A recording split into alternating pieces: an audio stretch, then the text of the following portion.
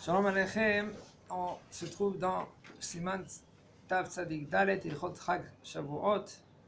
אם העולה לתורה בפרשת עשרת הדיברות הוא אביו או רבו ועומד לכבודם יעמוד מיד עם עלותם לקרות בתורה. Si par exemple lui, qui c'est qui monte au Sefer Torah, c'est ou son rab ou son père, il faut qu'il se mette debout juste avant que, quand ils se sont levés, mets-toi debout. Comme ça les gens ne vont pas comprendre que tu te mets debout pour les Aseret Adibrot, pour les 10 commandements. Et là tu te lèves parce que c'est ton père ou c'est ton rab. Okay. Et dans un cas pareil, il n'y a aucun problème, il nous dit le rab. Et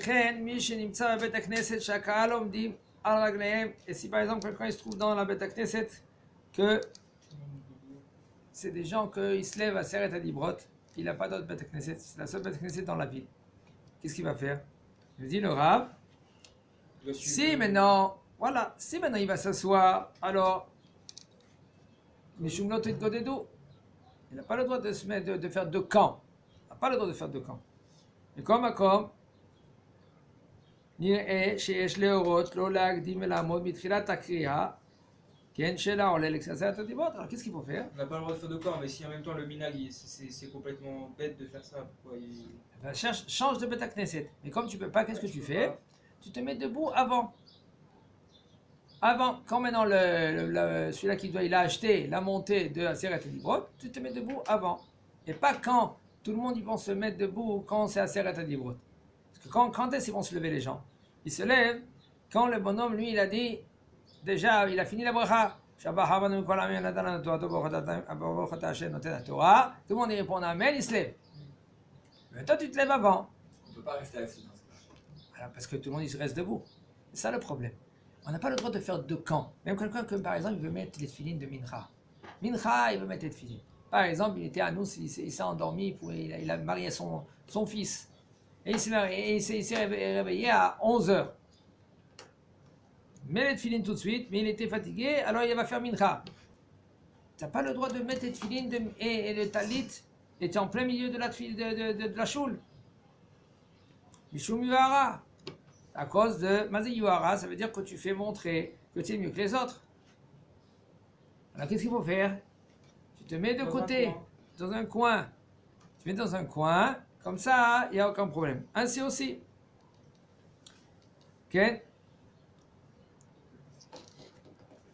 Noagim Ishtoach Hasavim, maintenant, il y a un minhag de prendre des plantes, des fleurs, de l'herbe, dans la Bet HaKnesset ou dans les maisons pour Shavuot. Ils décorent la Bet HaKnesset avec plein de fleurs. Pourquoi? C'est à la Zecher lema she'amru Chazal kol dibur she'yatsa mipi HaKadosh Baruch Hu nilmala kol ha'olam kulo besamim. À la mémoire que quand HaKadosh Baruch Hu il a parlé, tout le monde entier il s'est rempli de roses, de fleurs, de bessamim. Bessamim. Ouais. Bessamim ça veut dire des encens. Des bonnes odeurs. Des bonnes odeurs. Comme c'est écrit, Sivtotav Shoshanim Notformo Omer. Over, Veched, Noagim, Lehamid, Anfei, la note de Bet HaKnesset, ainsi aussi, ils mettent. Ils ont la minag de mettre des arbustes dans la Bet HaKnesset. Pourquoi? Pour une allusion que Atzeret Nidonim al Perot Ha'ilat. Vous savez, pendant Shavuot, on est jugé sur les fruits. Sur les fruits. Même qu'il y en a qui disent que c'est pas correct. Comme le mari, lui, il interdit de mettre les plantes, de mettre des arbustes dans la Bet HaKnesset. Pourquoi? Pour différencier des goïms. Il y en a des goïms, qu'est-ce qu'ils font? Ils mettent leur arbre de Noël. Et ils mettent leur arbre. Alors maintenant, nous, on n'a pas le droit de mettre. Vous savez, en Chutz Laaretz, en Europe, il y avait celui-là qui a été pendu. Où ils se mettent les goïms? Ils se mettent, l'officiant, il se met en face du bonhomme là, et il fait sa prière. Alors qu'est-ce qu'ils ont fait les juifs? Pour différencier des goïms, comme c'est écrit, on est obligé de changer. Si maintenant il faut comme ça, nous obligés de changer. Alors où ils ont mis le Echal? Le Echal en Ashkenaz, il n'était pas en face du Aron Kodesh, il était à côté du Aron Kodesh. Et ils ont continué jusqu'à maintenant, il est chez les Ashkenaz à côté du Aron Kodesh. Même que maintenant, c'est fini, ils sont en Eretz Israël. Et en Eretz Israël, Baruch Hashem, il n'y a pas tout cela. Même qu'il y en a, mais quand même, en Eretz Israël, Baruch Hashem, il y a le Bet Knesset. Alors, ils doivent revenir comme ils étaient avant, devant le Aron Kodesh. Alors, ils changent dans la Bet Knesset à cause de ces minagim des goïm. Alors maintenant, ici aussi. Même qu'il y a un minag de mettre des arbustes ou des petits arbres dans la Bet Knesset pour Shavuot, quand même, il y en a qui veulent dire que pour différencier des goïm, c'est pas bien. Il dit quand même ceux-là qui mettent ces arbres-là, Anachlaim l'Israël, chez Minagam Torahi. Parce que Am Israël, c'est un minag, et tu peux les laisser. Il faut savoir que ce minag-là, c'est fondé selon les Chachamim. Avant, ils ont voulu faire une allusion qu'on est jugé ce jour-là pour les fruits. Et quel bon fruit que tu vas manger, c'est le parnassa. Les fruits, c'est la parnassa. במקומות שנוהגים בחג השבועות לחלק בסמים של ריח טוב אחר שהציבור התחיל ברור שאמר אינו מנהג טוב. Dans un endroit que le minhag de donner des bessamim comme ça, après qu'ils ont dit Baruch She'amar, les gens ils vont commencer à sentir. Il faut savoir, entre parenthèses, je vous dis, le nefas, ça s'appelle. Nefas, c'est quoi? Comment on dit en français? Nefas, nachon? Le tabac, le tabac. Il faut faire très attention, on ne fait pas la bracha dessus. On ne fait pas boré, miné, bessamim. Parce que le tabac lui-même, il n'a pas d'odeur. Il y a des gens qui mettent des odeurs, des petites gouttes, mais le tabac lui-même, il n'y a pas d'odeur. Puisque le tabac lui-même, il n'y a pas d'odeur, alors on n'a pas le droit de faire la bracha sur le tabac. Pardon. Alors il nous dit le Rav, après Baruch She'amar, c'est sûr de ne pas faire la bracha.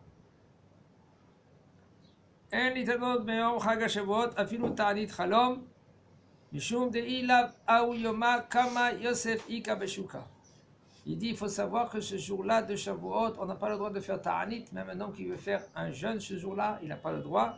Il dit le Rav, voici ce jour-là, la Gemara elle dit que Rav Yosef, il disait Lula ayom kagarim kama Yosef ika beshuka. Si ce n'était pas ce jour-là qu'il a été donné par Akadosh Baruch Hu, eh bien combien Yosef vient dans le chouk? Ça veut dire quoi? Combien Yosef vient dans le chouk? Ça veut dire Yosef, il y en a beaucoup. Mais Rav Yosef, il n'y avait pas. Rav Yosef, il a dit comme ça, si ce n'était pas le jour de Matan Torah qu'on a reçu la Torah d'Akadosh Baruch Hu, il y a beaucoup de Yosef et lui aussi il serait parmi ceux-là. Il serait ignorant. Un homme qui n'a pas la Torah, qu'il est ignorant, c'est Mishmor. Alors c'est les gentils, c'est un bon juif, c'est tout. Mais un homme qui n'a pas la Torah, c'est Mishmor, c'est dommage. Et lui, Rav Yosef, il a dit, si ce n'était pas ce jour-là qu'on a reçu le matin de Torah d'Akadosh Baruch Hu, que Baruch Hashem, je me suis élevé. C'est pas parce que je m'appelle Rav Yosef maintenant. Non. Et là, parce que je ne suis plus le même. Je peux arriver à un niveau plus qu'un ange. Oui, un homme que lui, avec la Torah Kedosha, il peut arriver à un niveau plus qu'un ange. On va même lui reprocher ça après 120 ans. Voilà, tu avais la possibilité. Et le bonhomme, il se faisait des nœuds dans sa vie. Il se disait non, mais il se disait comme ça. Il disait non, mais moi je veux faire ma vie, moi je veux me construire, je suis obligé de la situation. C'est vrai. Tout ça, c'est vrai. Mais quel est le but du monde? Qu'est-ce qui va connaître beaucoup de toi dans ce monde-là? Tu dois nourrir ta famille, tu es obligé de nourrir ta famille. Tu dois avoir une situation, tu es obligé d'avoir une situation. Mais quelle est la adifout? Ma'adif. Quel est l'essentiel? Le but de ce monde-là? De quoi? De ramasser d'argent? De quoi?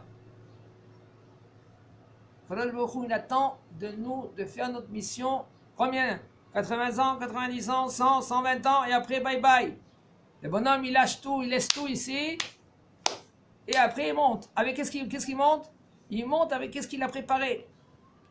Il monte dans un monde qui est infini. Alors si tu montes avec un petit sandwich, alors tu vas manger dans un monde infini un petit sandwich. Si tes enfants, tu les as éduqués dans la Torah, Akdosha, tu as fait tout pour qu'ils comprennent de toi qu'il n'y a pas sauf la Torah, Akdosha, comme il a dit Rabbi Yosef, si ce n'était pas ce jour-là de Matan Torah, il y a beaucoup de Yosef dans le chouk. Il y a aussi un qui vend des patates dans les manches. On ne parle pas du mal de personne. Non. Mais on parle d'une chose. On a la possibilité de changer, de bouger, d'évaluer. C'est entre notre même main. Et si un homme, lui, il n'arrive pas seul, qui vient vers un rave compétent et qui lui dit, Kvod Arav, je veux arriver, je veux monter, je veux évoluer, comment je fais?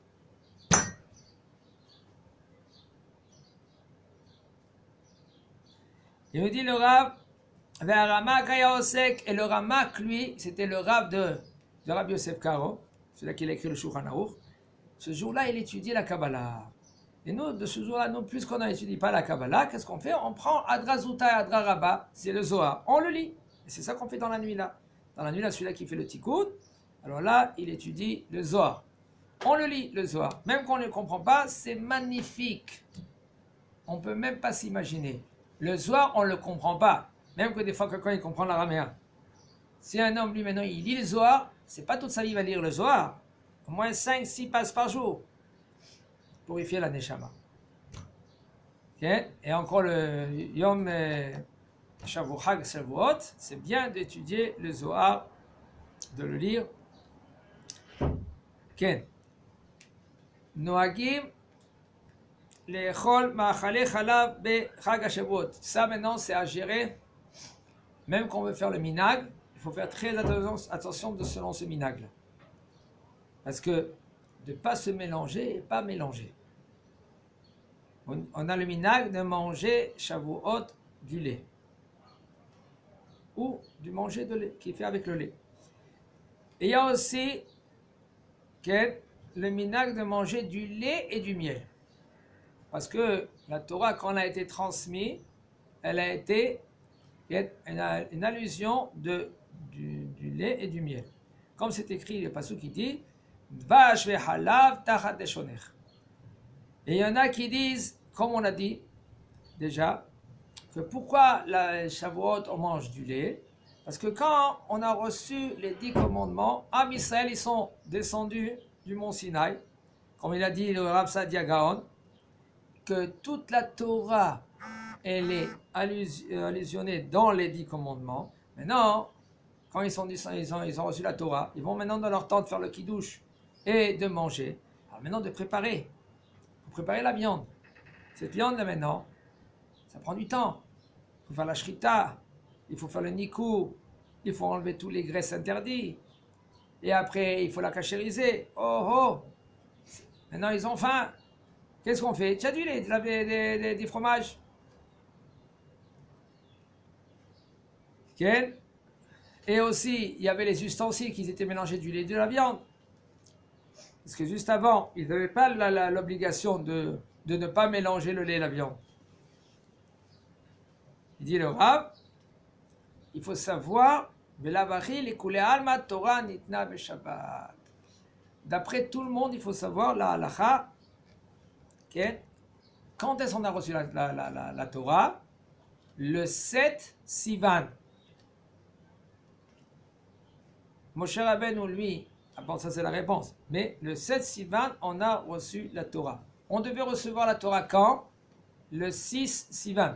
C'est pour ça que dans la Torah, c'est écrit Yom Hashishi Vayachulu Hashamayim Ve'aretz Ve'chol Tzevaam.